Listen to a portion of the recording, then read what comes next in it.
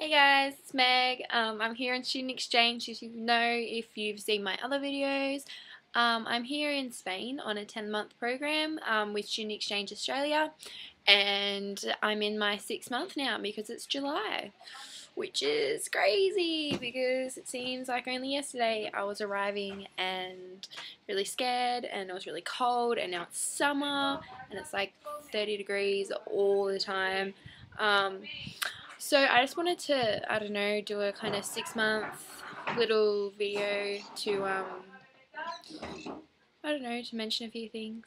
So I've written down like a few little things, points, and then I'll kind of explain them. First, school. So in Madrid, it's like, I think a lot of Europe does it.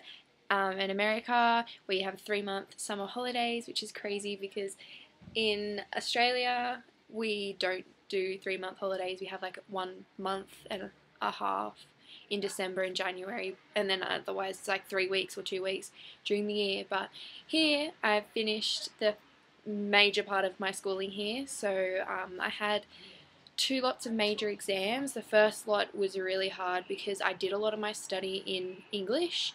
I would translate the work and then I'd study it in English, and then when I went to write in Spanish, I didn't know a lot how to explain it in Spanish, even though I actually knew the question. I just didn't know how to write it in Spanish, so that was really hard. But my second lot of exams that I've just finished, I studied in Spanish, and like if I didn't know a word, I'd write like a little side note in like English to explain to me what it was, and I'd study and all that. And I probably stressed myself out more than I needed to, because my school in Australia said that even if I don't get the best marks, it doesn't matter because I'm just pretty much here to learn the language and have a year of like learning other than educational learning. So I probably stressed myself out more than I needed to, but I'm a very, I don't know, I have a lot, very high expectations of myself, and so I don't like letting myself down, which isn't probably the best quality to have, because I do get quite upset if I don't, this is like turning into like some personal thing. Alright, never mind. But yeah, I did really well in my exams. I only failed maths, but that's alright because my maths teacher's crazy lady and like yells at me all the time in Spanish, and I can't deal with it because she's just really Spanish and yelly. And so yeah, that was school. I'm going into Bachillerato Primero, which is like the equivalent to year 11 here, after the school holidays, but I only be there for 7 weeks because my mum's coming and we're going travelling for a month through Europe and up in France and stuff, and so that should be really good. So I only have 7 weeks of school after holidays, which I'm really excited about because school it's good, but you know, rather not be at school, obviously, unless you're one of those people that really love school, then have fun. Friends. I have made some really nice friends here, really good friends. Made one really, really good friend in particular, Laura, which is weird because, like, Laura is what we say in Australia, and it's spelled the same, but it's pronounced Laura, so I'm always, or like, my sister's name's Paula, but I say it Paula because that's how we say it in Australia. So it's just getting used to that, and now I think when I go back to Australia I'm going to be saying Laura and Paula. No, but thinking I'm weird. You've got to make the most of what you have with your friends. So even like I had a big group at the start when I first came, and then between the girls something happened, some type of fight happened, someone did something, you know how girls can be, and my group split in half, and so I went with the half that I thought I get along with the most, and who was the most like me, and I enjoyed their company more than the others, which has been alright. Like I only have like 3 really good friends here now, and which is annoying because they've all gone to London for a few weeks, and I couldn't go, and so I'm pretty much here at the first start of my holidays alone, but that's alright because I'm just making the time alone. So my friends, yeah, I've it's hard because you're not Spanish, like they've had these friendships from when they were in like preschool or whatever. I don't know if you'll have the same thing if you come more, but my friends, they've been together for ages, ever since they were like little kids. And so me coming to their group, I'm in their group, but there's still like a few things that they like to do just them, and which is fine by me, because I'm not like a person to attach to people and like depend my happiness on people. They but yeah, they try and include me in like the main things. And I have the one girl that I go out with a lot. We go shopping and make food and all that good stuff that girls like to do. And so that's been really nice to have her. And I think that when I leave Spain, I'll probably still keep in touch with her, because I'm hoping to come back next year for Christmas in 2015. Spend time with my family again, just for a few weeks, and I'll be able to see all my extended family again. Hopefully, my few friends here, which should be really good, and touch up on my Spanish, because I'm doing Spanish for my HSC in Australia.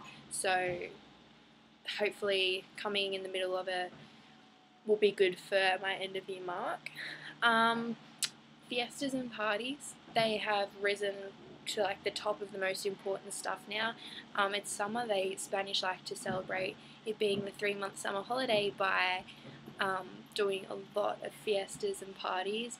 I'm not used to it, because the parties and fiestas, they start at like 12:30, 1 o'clock in the morning, and then they finish at like 6:30 in the morning, and it's just, I don't know, at like 1:30 before we've even gone out. It feels like, oh, I should be going to sleep right now.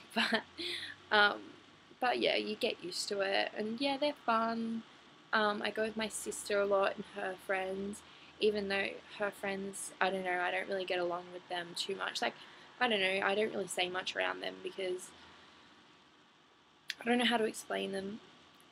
I don't know if they have this expression throughout the world, if you're watching this not from Australia, but if you are from Australia, they're kind of like lads or lasses, her friends, and I'm not judging them or anything, I just don't really have the same kind of interests as them, which makes it hard. But Paul is okay, and I get along with her, so I just try and stick kind of with her and make conversation with whoever I can. Usually there's one person that I can kind of relate to. Food here, I don't know, I kind of expected it to be different. Maybe I didn't. Maybe I just had a different kind of outlook on it, but I'm vegetarian, and I've been vegetarian for about 2 years now, and so coming here, I think the whole culture of food revolves around meat, like the Spanish culture, and so coming to Spain, not eating meat, there's a few things that are like the main like Spanish dishes, like tortilla, which is like a potato and egg kind of slice thing, and there's a few other little bits and pieces that are vegetarian, which I can which is Spanish, and I eat. But other than that, it's a lot like pizzas, pastas, just normal kind of things. My mum starts buying me tofu now, which I'm really happy about, because I get to make my own lunches and stuff, because I'm home by myself during the day, or with Paula, because we don't have school, but my parents still have work. So if you do eat meat, I think there's a lot in Spain that's really culture, and you're really like, a lot of people rave about how the jamon, which is like ham, how great it is here or whatever.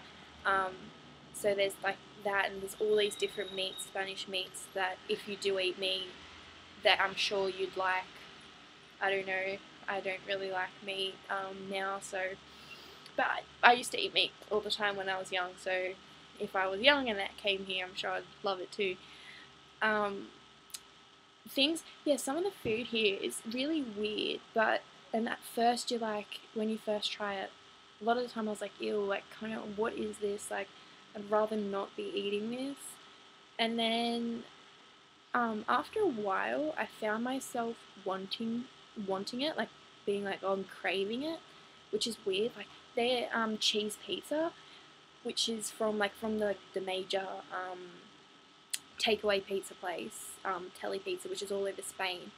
They're quadruple, I don't know, cheese pizza. The first time I got it, I was like, ew, kind of, what is this? It just didn't taste right to me. And then a few days later, I was like, oh, I could really go for some cheese pizza. And like, there's this other stuff called carpaccio here, which is like liquidized tomato and beans and I don't know what else. The first time I had it, I wanted to vomit everywhere. It was disgusting. I had to force it down my throat, and my mum that lives here, she was looking at me like, kind of like, because she's really proud of it, like she made it, and she was looking at me like, oh, like she hope she'd like it. And she's like, do you like it? Do you like it? You'll like it. You'll like it. It's really good. I was like, yum. And so she gave me more, and that was really stressful because I had to force that down my throat. But anyway, as time passed and I was pretty much forced to drink it, I ended up really liking it. And it's weird now, like I'll go into the fridge and if it's there, I will have a glass of my liquidized tomato and slushy beans, and it tastes alright now. I like it. They have another thing here which we do not have in Australia. I don't think they have it anywhere else in the world. Is peepers, which is sunflower seeds that you can get them just with salt, or you can get them with like flavoring. These are, I was eating this before, so these are what they look like. They're one of the main ones. These are flavored Tijuana flavor, and these are like my favorite things ever. They're sunflower seeds, and like you eat them, you put them in your mouth and you crack it and you suck it, and then like you spit out the shells. I don't know, everyone eats them here, and like I've become so addicted to them. I don't know how I'm gonna go back to Australia and not have my peepers. Like I'm going to have to get Paula to send me some in like a big bag, and like every month, like my daily needs of peepers. With missing home, I haven't really missed home so far. Like there's been little things, of course, when you look and you're like, oh, it would be nice if I was at home doing that with all my friends, or you kind of like, I really just feel like a hug off my mum or something. But missing home, I don't know, every time you miss home, you just got to think that this time is going to go so fast. Like honestly, I've already done 6 months here, and it feels so fast, and I feel at home now. I don't feel like I'm living in another house. I feel like I'm living in my house here. Now, I think that's also to do with my family, because I'm so comfortable and around my family now, and I get along with them really, really well. So I think it depends on your family placement as well, but you've really just got to immerse yourself in everything here, because really home is always going to be there. It's always going to be there, and it's just going to be the same that you've spent the rest of your life in. And really, I don't know, I've talked to other student exchange girls, and they've talked about how much they miss home and how it's making them really sad and stuff. And I don't know, I guess people deal with it in different ways, but for me, I just see it as there's no use missing home, because they're all going to be there, they all love you, and they send their love constantly, but you can't spend your time here wishing you were home, because as soon as you get home, a few days later after you've seen everyone you love, you're going to be wishing you were back. Another thing that kind of links with that is finding time for yourself. I found that's a big thing in the student exchange program, which you kind of need to get used to, is spending time for yourself. I've found a lot of, I don't know, I spent a lot of my time going to the park, that's just down there. I'm currently on my terrace, so I can see the park from right here, but I usually go down the park, or like yesterday I was having a bit of a hard day, so I went into the city, bought some books, food, really good food, Thai food. They don't eat Thai food here, and it's like my favourite thing in the world, and so you have to go into like the central, and it's just like full of tourists, because no Spanish people eat Thai food, which is really, really sad, because like I used to eat Thai food like 3 times a week. And so yeah, yesterday I was like, yes, I'm going to go buy myself some Thai food to cheer myself up, and bought some really nice books. Went and found like the really big park in the middle of Madrid, and I just sat there for a couple hours and just thought some stuff through. And really, it's the best because you just everything is put in back into perspective, and you get that whole nother swish of feeling that how lucky you are to be in this journey. So I found, yeah, you got to find time for yourself and not in your house necessarily, because house is very confined. A lot of the houses in Madrid are apartments, so they're usually quite small. My apartment's really not really big, but it's big for an apartment. Like my friends have said too, which I'm really lucky about. Patience with language. I have obviously gotten a lot better with my language skills. I can read, write, understand most things. There's like a few technical words and stuff that I still have to look up. But speaking, I don't know, I don't think it's my strong point. I don't know why, but it just seems, for me, it's harder. But then I have a friend who's up at Oviedo, and she finds it easier to speak than to understand. So I think it just depends on the person. But I am improving. Obviously, I knew nothing before I came. I knew hi, bye. I honestly knew nothing, and so now I can have a conversation. And the other day, I was in the middle of Madrid, and some Spanish tourists that's probably from another part of Spain stopped me, and they were like, "Oh, where's this?" Blah blah blah. They said it in Spanish, obviously, and I was like, "Yeah, I knew where it was." So I like just told them where to go and stuff, and it felt, when they left, I was like so overwhelmingly proud of myself. I was like, "Whoa, I am giving a proper Spanish person directions in the middle of Madrid." It felt, oh, that was a highlight. That was a moment. And so yeah, patience with your language. It will come around, and if it doesn't, it will get to a point where you obviously can live in another. I can easily go into a shop or go wandering by myself and not have any worries about language. But all the technical stuff, if it doesn't come while you're away, and if you're not 100% fluent in a language, don't worry. Just if you want to go and do a bit more study, learning a language, although I'm here, it does take a lot longer than you think it does.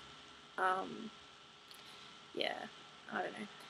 Family life, this is like my last point.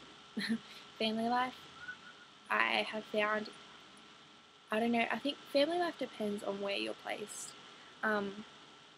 See, I've had friends with problems, student exchange friends with problems, but me personally, I've really loved my family.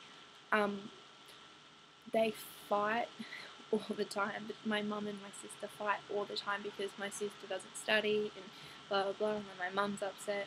So they do fight all the time. Honestly, it feels kind of homely. I don't get anxious if they are fighting. A lot of the time they will scream at each other. They will call each other really, really bad names.